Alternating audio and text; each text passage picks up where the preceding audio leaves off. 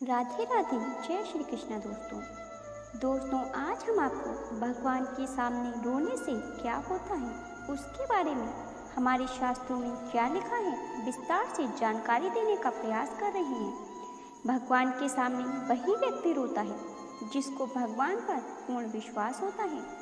उसके साथ अच्छा होता है तब भी वह रोता है, खुशी के आंसू जिसे कहते हैं। और यदि वह बहुत दुखी होता है तो भी वह रोता है।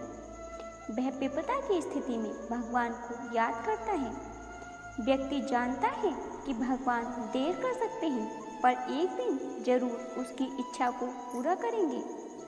जो भगवान के सामने रोता है उसका भाग्य बदल जाता है, उस पर भगवान की कृपा होने लगती है।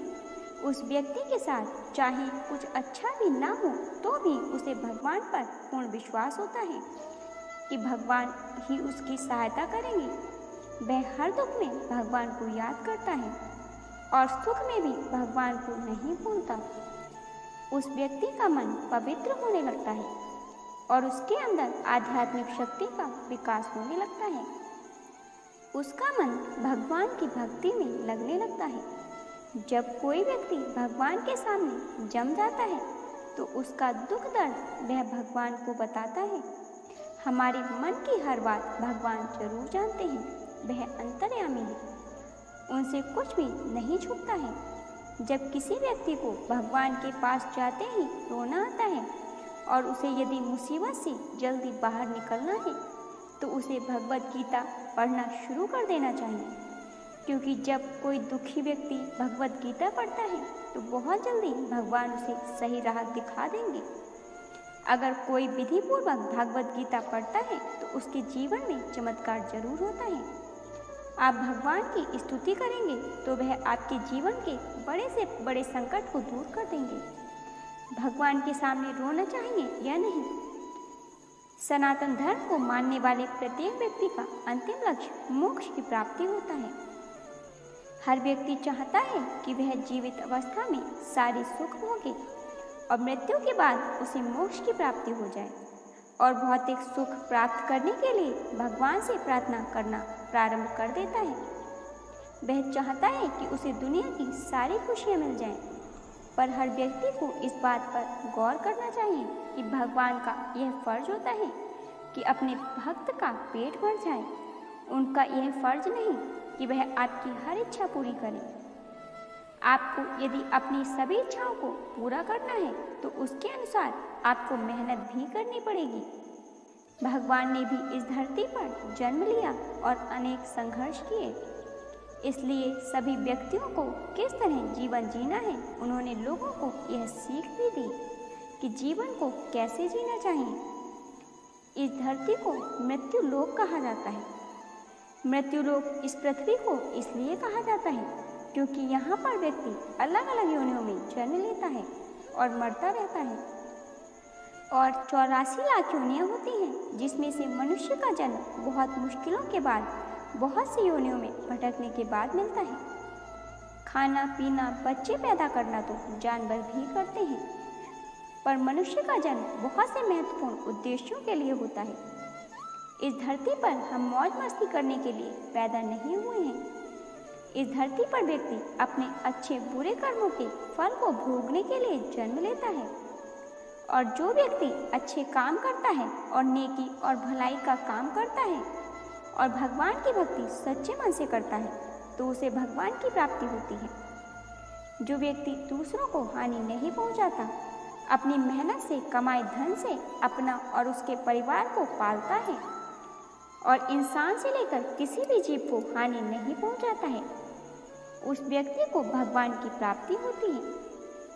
इसका मतलब यह नहीं कि आप पर कोई हमला कर रहा है और आप चुपचाप सहन कर रहे हैं। भगवान ने साथ ही साथ यह भी उपदेश दिया है कि यदि आप पर कोई अत्याचार कर रहा है तो उसके खिलाफ आपको आवाज उठानी चाहिए, अन्याय सहन नहीं करना चाहिए।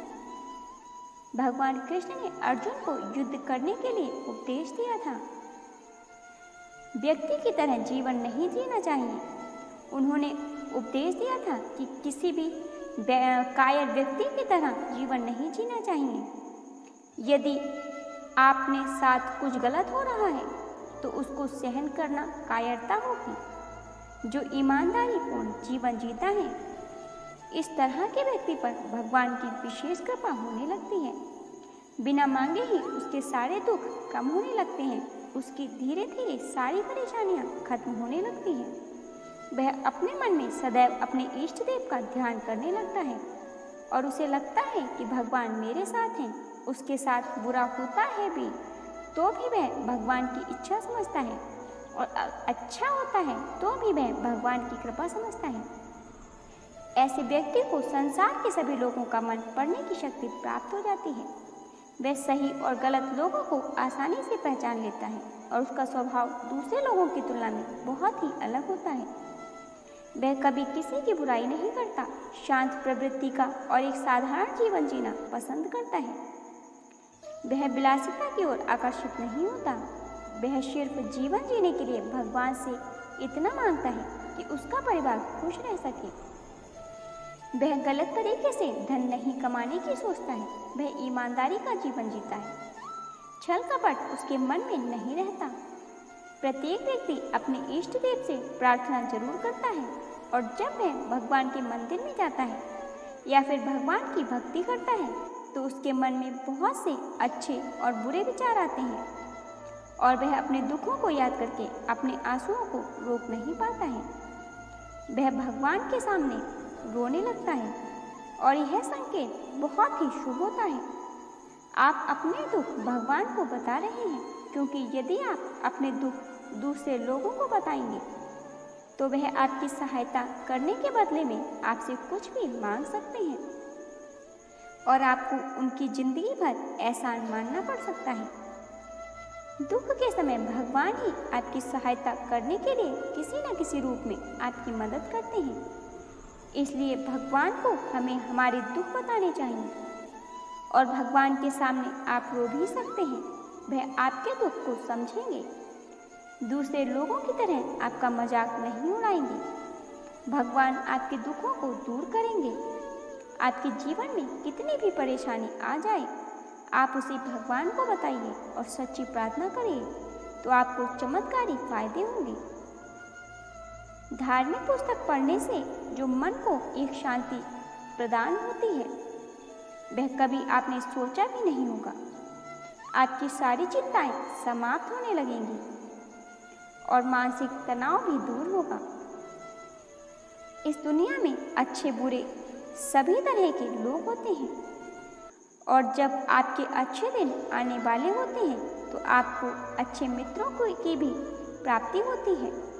तो दोस्तों, आज की वीडियो में हमने जाना कि भगवान के सामने रोने से क्या होता है।